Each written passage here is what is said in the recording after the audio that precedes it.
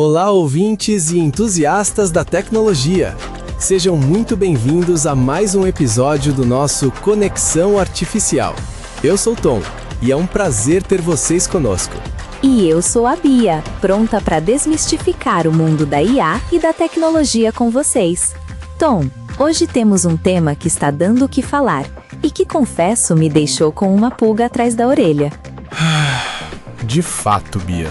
O assunto de hoje é o Recall da Microsoft, um recurso que promete ser uma memória fotográfica do seu PC, mas que levantou uma onda de preocupações.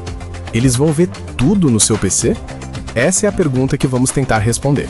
Exato. Quando ouvi falar pela primeira vez, a ideia de ter uma espécie de reprodução de tudo o que fiz no computador soou como ficção científica. Mas, Tom, como exatamente essa memória funciona? É como se estivesse gravando a tela o tempo todo? Em essência, sim, Bia. O Recall é projetado para capturar snapshots periódicos da sua tela, registrando tudo o que você vê e faz. Isso inclui aplicativos em uso, documentos abertos, sites visitados e até conversas em plataformas de mensagens. Uau! Então ele realmente vê tudo que está na tela? Isso é bastante abrangente. Mas onde essas informações são guardadas? Vão para a nuvem da Microsoft? Porque essa é a primeira preocupação que me vem à mente. Essa é uma pergunta crucial, Bia, e a Microsoft tem sido muito enfática em um ponto. Todo o processamento e armazenamento ocorrem exclusivamente no seu dispositivo. Os dados são indexados e armazenados em um banco de dados local no seu PC, criptografado e associado ao seu perfil de usuário. Ah, isso já é um alívio. Saber que não vai para a nuvem ameniza um pouco a preocupação inicial. Mas mesmo assim, um banco de dados local com tudo o que faço no PC é uma quantidade enorme de informação, não é? Como eles conseguem organizar isso? É aí que a inteligência artificial entra em jogo. Cada snapshot passa por um processo de análise de conteúdo semântico. Tecnologias como reconhecimento óptico de caracteres, o famoso OCR, extraem textos e metadados, enquanto modelos de visão computacional identificam elementos visuais. Tudo isso é indexado para que você possa pesquisar depois. OCR e visão computacional. É realmente uma engenharia impressionante para criar essa memória. Mas me lembro de ter lido algo sobre uma controvérsia inicial, que o Recall seria ativado por padrão. Isso é verdade? Infelizmente, sim, Bia. A notícia original e a subsequente controvérsia surgiram porque a Microsoft planejava o Recall como um recurso ativado por padrão nos PCs Copilot+. Isso gerou um clamor imediato de especialistas em segurança e privacidade. Ativado por padrão? Isso é um grande problema. Imagino a reação das pessoas. Ter um sistema que registra tudo, sem que você explicitamente o ative, parece uma invasão de privacidade gigantesca. Exatamente. O medo era que mesmo com o armazenamento local, a existência de um histórico tão detalhado pudesse ser um alvo irresistível para cybercriminosos ou expor informações sensíveis em caso de acesso físico não autorizado. A pressão pública foi imensa. E que bom que a pressão funcionou. A voz do público é essencial nesses momentos. O que a Microsoft fez para corrigir isso? A Microsoft ouviu. Eles revisaram a estratégia, tornando o Recall um recurso opt-in, ou seja, exigindo ativação explícita pelo usuário. Além disso, adicionaram camadas de segurança, como a autenticação biométrica para acessar a linha do tempo. Opt-in e autenticação biométrica. Isso muda tudo, Tom. Dá muito mais controle ao usuário, o que é fundamental quando falamos de dados tão pessoais. Agora, vamos falar do lado bom, porque a Microsoft deve ter um propósito para tudo isso, certo? Para que serve ter uma memória perfeita? Essa é a outra face da moeda, Bia. A Microsoft posiciona o Recall como uma ferramenta revolucionária para a produtividade e a conveniência, visando resolver o problema universal de esquecer onde você viu uma informação importante. Ah, sim! Quem nunca passou horas procurando aquele e-mail ou aquela página da web que você tinha certeza que viu, mas não lembra onde? Me conte um cenário prático. Imagine que você está escrevendo um e-mail e precisa de um detalhe específico de uma reunião virtual que aconteceu na semana passada. Com o Recall, em vez de vasculhar anotações ou gravações, você poderia simplesmente descrever o que procura, tipo, a frase sobre o novo orçamento na reunião de terça, e o sistema o levaria diretamente ao momento exato. Isso é incrível! Seria como ter um super assistente pessoal que lembra de tudo por você. Para quem trabalha com muitas abas abertas e projetos simultâneos, como eu, isso seria um salva-vidas. Com certeza. Outro cenário prático envolve a recuperação de contexto em projetos complexos. Você pode ter trabalhado em um documento, acessado várias páginas da web para pesquisa e conversado com colegas, tudo em diferentes janelas. Dias depois, o Recall permitiria que você reconstruísse instantaneamente todo o fluxo de trabalho. Então, ele não só encontra o conteúdo, mas também o contexto em que ele apareceu. Isso é muito poderoso. Para pesquisadores, desenvolvedores, jornalistas, a capacidade de revisitar momentos específicos de trabalho pode economizar horas. Exatamente. Em ambientes profissionais, o Recall poderia otimizar a gestão do conhecimento pessoal.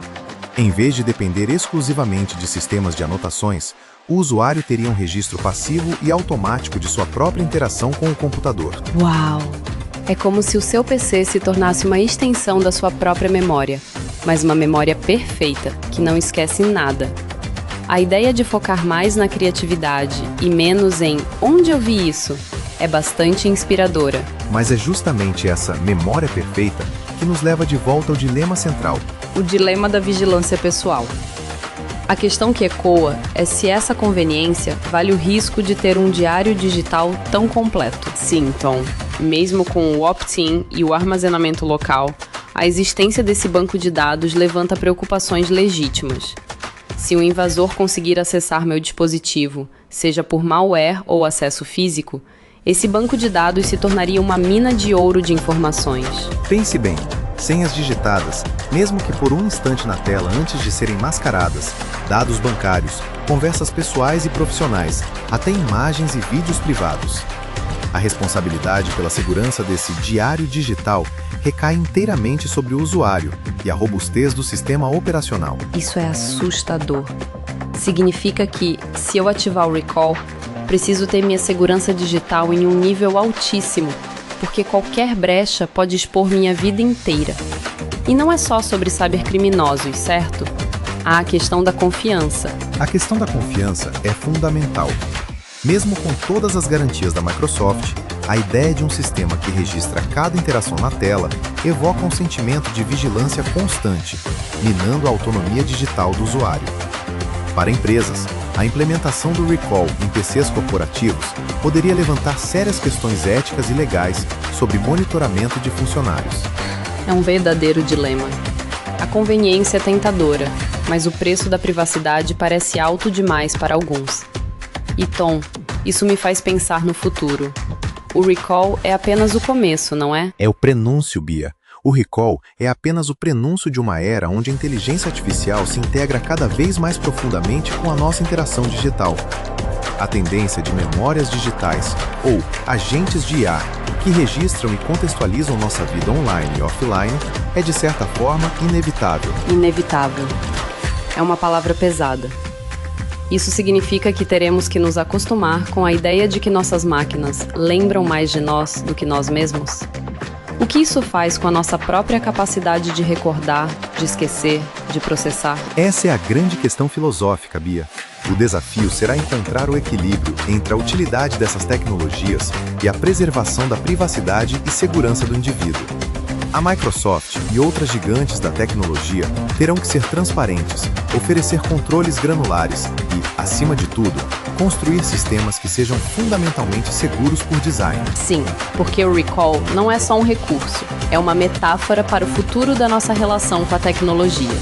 Ele nos força a pensar sobre o que valorizamos mais: a eficiência da memória perfeita ou a intimidade da nossa própria mente, com todos os seus filtros e esquecimentos. Então, para recapitular o que discutimos hoje, o Recall da Microsoft é um recurso que atua como uma memória fotográfica do seu PC, capturando snapshots da tela e processando-os localmente com o IA para indexar o conteúdo. Inicialmente controverso por ser opt-out, a Microsoft o tornou opt-in e adicionou camadas de segurança. Ele oferece aplicações práticas incríveis para a produtividade, como a capacidade de viajar no tempo para encontrar informações e reconstruir fluxos de trabalho. Mas o maior desafio reside na privacidade e segurança, pois a existência de um banco de dados tão abrangente, mesmo que local, representa um alvo para invasores e levanta questões éticas sobre vigilância. O futuro do Recall e de recalls similares dependerá não apenas de sua funcionalidade, mas de sua capacidade de conquistar a confiança dos usuários em um mundo cada vez mais consciente da fragilidade da privacidade digital. E é essa confiança que nos leva a uma reflexão mais profunda. Será que estamos prontos para terceirizar nossa memória para máquinas? Se a IA lembrar de cada detalhe, cada conversa, cada imagem que vimos, o que acontece com a nossa própria capacidade de selecionar, de esquecer, de reinterpretar o passado? Nossa memória humana é falha, mas talvez seja essa falha que nos torna humanos, que nos permite crescer e mudar. O Recall nos faz questionar os limites da nossa existência digital e o que significa realmente lembrar no século XXI. Uma reflexão poderosa, Bia. E com essa provocação, encerramos mais um episódio do Conexão Artificial. Esperamos que essa discussão tenha sido esclarecedora e instigante. Compartilhem suas opiniões conosco nas redes sociais. Queremos saber o que vocês pensam sobre o Recall e o futuro da nossa memória digital. Agradecemos imensamente a sua audiência. Muito obrigado por nos acompanhar. Até a próxima!